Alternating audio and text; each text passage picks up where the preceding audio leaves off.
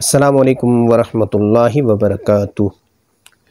जो अहबाब मेरी इस वीडियो को पहली दफ़ा मुलाहिज़ा फरमा रहे हैं या जो अक्सर मेरी वीडियोस देखते रहते हैं, तमाम की खिदमत में मेरा सलाम अर्ज़ है। आप जवाब में वालेकुम अस्सलाम वरहमतुल्लाहि वबरकातुह कह दीजिए।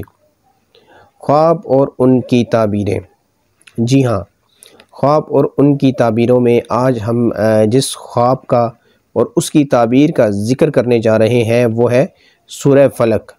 जी हाँ, वो है सूरह फ़लक। अगर कोई शख्स जो है ना सूरह फ़लक को ख्वाब के अंदर पढ़ता है, जी हाँ, किसी शख्स ने अगर सूरह फ़लक ख्वाब के अंदर पढ़ी तो उसकी ये ताबीर है कि अगर वो बुराइयों में पड़ा हुआ है, अगर वो किसी किस्म की बुराई में पड़ा हुआ है, किसी किस्म की बुरी आदत, बुरी खसलत, बुरी सोहबत में पड़ा हुआ है, तो अल्लाह ताला उससे उस बुराई को दूर कर देगा।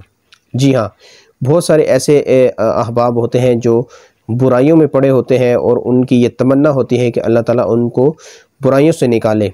तो क्योंकि उनकी नीयत के अंदर इखलास होता है, इसी वजह से अल्लाह ताला बाज़ औक़ात ख्वाब के अंदर इशारतन मतलब ये चीज़ आ जाती है कि अल्लाह ताला आपको इस बुराई से निकालेगा। जी हाँ, तो जिसने सूरह फ़लक ख्वाब के अंदर पढ़ी तो अल्लाह ताला उसको हर किस्म की बुराई से वो निकालेगा इंशाअल्लाह अज़्ज़ा वजल। वीडियो आपको अच्छी लगे लाइक करें, शेयर करें, दूसरों तक पहुँचाएँ। अस्सलामु अलैकुम वरहमतुल्लाहि वबरकातुह।